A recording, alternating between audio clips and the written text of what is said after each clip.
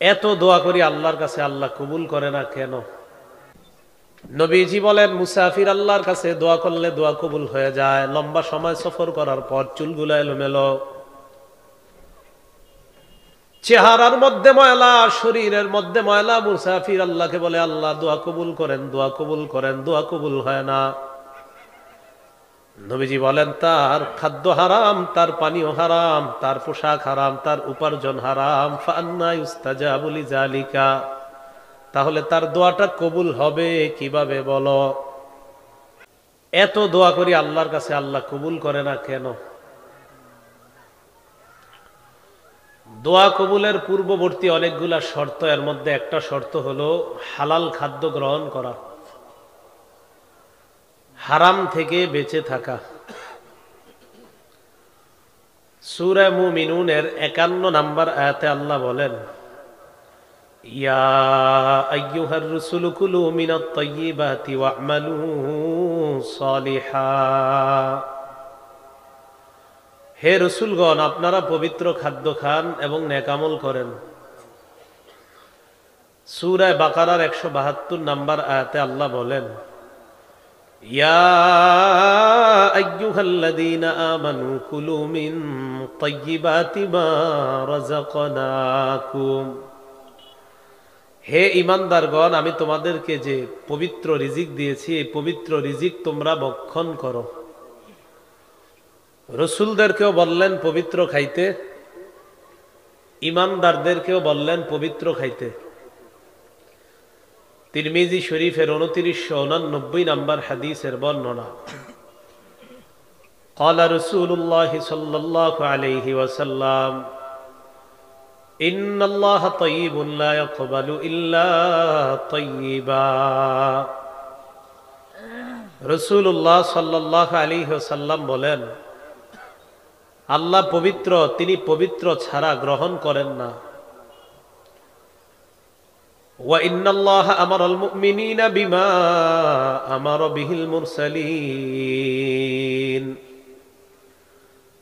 আল্লাহ ঈমানদারদেরকে এমন একটা হুকুম করেছেন, যেই হুকুমটা আল্লাহ রাসূলদেরকেও করেছেন।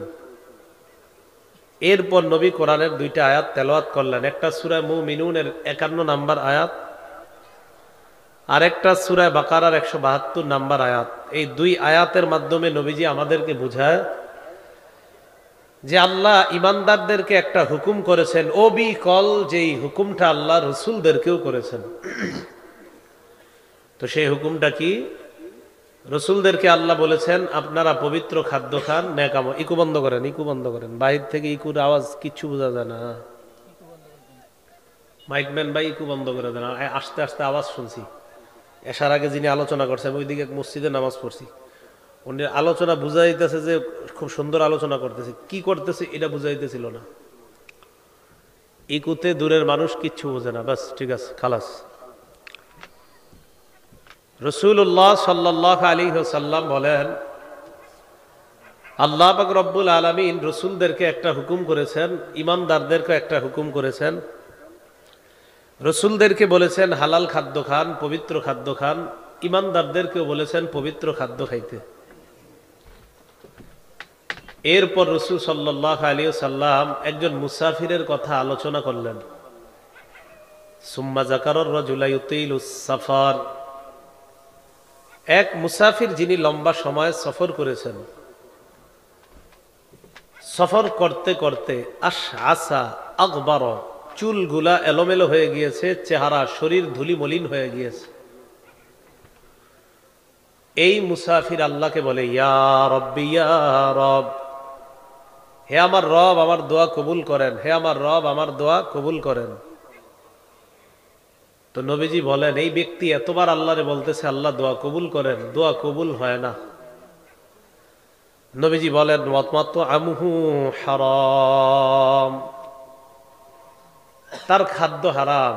ওয়া মাশরাবুহু হারাম, তার পানীয় হারাম। ওয়া মালবাসুহু হারাম, তার পোশাক হারাম। ওয়া গুজিয়া বিল হারাম, তার উপার্জন হারাম। তার শরীরটা লালিত পালিত হয়েছে হারাম উপার্জন দিয়ে। নবীজি বলেন মুসাফির আল্লাহর কাছে দোয়া করলে দোয়া কবুল হয়ে যায়। লম্বা সময় সফর করার পর চুলগুলো এলোমেলো, চেহারার মধ্যে ময়লা, শরীরের মধ্যে ময়লা, মুসাফির আল্লাহকে বলে আল্লাহ দোয়া কবুল করেন, দোয়া কবুল করেন, দোয়া কবুল হয় না। নবীজি বলেন তার খাদ্য হারাম, তার পানীয় হারাম, তার পোশাক হারাম, তার উপার্জন হারাম। ফান্না ইউস্তাজাবু লিযালিকা, তাহলে তার দোয়াটা কবুল হবে কিভাবে বলো? এখন আপনারা আল্লাহর কাছে যারা সন্তান চান, একটা হলো আপনি হালাল ভাবে সবকিছু করার পরেও সন্তান হয় না, এত দোয়া করার পরেও সন্তান হয় না, এটা আল্লাহর ইচ্ছা, আল্লাহ সন্তান দিচ্ছেন না। কিন্তু এই যে অভিযোগটা করা আল্লাহর কাছে এত দোয়া করি আল্লাহ দোয়া কবুল করে না কেন, এই অভিযোগ করার সাথে সাথে আপনার উপরে প্রশ্ন এসে যাবে আপনার খাদ্য হালাল কিনা, আপনার পানি হালাল কিনা, আপনার পোশাকটা হালাল কিনা, আপনার উপার্জনটা হালাল কিনা। যদি বলেন না হালাল না, তো আপনার দোয়া কবুল হবে কিভাবে? আপনি সুদি কারবারে লেনদেন করেন, তো আপনার দোয়া কবুল হবে কিভাবে? আল্লাহ আমাদেরকে হারাম উপার্জন থেকে বেঁচে থাকার তৌফিক দান করেন। স্বামী স্ত্রী পরিবার যখন গঠন করবেন, তো গঠন করার শুরুতেই প্রাথমিক চ্যালেঞ্জ আপনাদের যেন শরীরে কোনো হারাম না ঢুকে, দুইজনের নতুন জীবনটা যেন হালালের মাধ্যমে শুরু হয়, এদিকে খুব খেয়াল রাখা। রাসূলুল্লাহ সাল্লাল্লাহু আলাইহি ওয়াসাল্লাম আল্লাহর পক্ষ থেকে যে পবিত্র বিষয়গুলো হালাল করেন এগুলো হালাল, যেগুলাকে হারাম করেন এগুলো হারাম। আল্লাহ পবিত্র কোরআনে যা হালাল করেন তা হালাল, আল্লাহ পবিত্র কোরআনে যা হারাম করেন সেগুলাও হারাম। as-সিলসিলাতুস সহিহা 2256 নাম্বার বর্ণনা, মা আহাল্লাল্লাহু ফি কিতাবিহি ফাহুয়া হালাল ওয়া মা হাররামা ফীহি ফাহুয়া হারাম। আল্লাহ তার কিতাবে যা হালাল করেছেন তা হালাল, আল্লাহ তার কিতাবে যা হারাম করেছেন তা হারাম। সহিহ বুখারীর 5267 নাম্বার হাদিসের বর্ণনা, হাদিসটা মন দিয়ে শুনেন। শোনার আগে একটা প্রশ্ন করি, জবাব দিবেন সবাই। মধু হালাল না হারাম? মধু عن عائشة الصديقة رضي الله تعالى عنها أنها قالت أن رسول الله صلى الله عليه وسلم كان يمكث عند زينب ابنة جحش رضي الله تعالى عنها ويشرب عندها عسلا। নবীজি তার বিবি জায়নব রাদিয়াল্লাহু তাআলা আনহার কাছে লম্বা সময় অবস্থান করতেন, সেখানে নবী মধুপান করতেন, মধু। আম্মা জান আয়েশা বলেন তাওয়াসাইতু আনা ওয়া হাফসা আন্না আইয়াতানা দাখালা আলাইহা an-নাবী সাল্লাল্লাহু আলাইহি ওয়াসাল্লাম ফালতাকুল ইন্নী আজিদু মিনকা রিহা মাগাফির আকালতাল মাগাফির। নবীজির বিবি আম্মা জান আয়েশা বলেন আমি এবং হাফসা দুজন পরামর্শ করলাম, জয়নবর ঘর থেকে আল্লাহর নবী বের হওয়ার পর নবীজি আমার আর তোমার দুইজনের কাছে যার কাছে আগে আসবে সে যেন নবীকে এই কথা বলে, আপনি আপনার মুখ থেকে মাগাফিরের গন্ধ পাই। মাগাফির আরবের একটা গন্ধযুক্ত খাদ্য। হাফসাকে হযরত আয়েশা রাদিয়াল্লাহু তাআলা আনহা বললেন, হাফসা তোমার ঘরে যদি নবী আগে আসে আর আমার ঘরে যদি আগে আসে, আমাদের দুইজনের যার ঘরে আসবে জয়নবের থেকে বের হয়ে সে যেন নবীকে এই কথা বলে, আপনার মুখ থেকে মাগাফিরের গন্ধ পাচ্ছি, আপনি কি মাগাফির খেয়েছেন? বলেন নবীজি কি জয়নব রাদিয়াল্লাহু তাআলা আনহার কাছে মাগাফির খেয়েছে না মধু? ফাদাখালা আলা ইহদাহুমা, নবীজি দুইজনের একজনের কাছে প্রবেশ করলেন। ফাকালাত লাহু যালিকা, নবীজির বিবি আল্লাহ রসুলকে ওই কথা বললেন যে পরামর্শ হলো, ইয়া রাসূলুল্লাহ আপনার মুখ থেকে মাগাফিরের গন্ধ পাই, আপনি কি মাগাফির খেয়েছেন কিনা? নবীজি জবাব দিলেন লা ওয়ালাকিন শারিবতু আসালা, আমি মাগাফির খাই না, আমি মধু পান করেছি। নবীজির বিবি বলে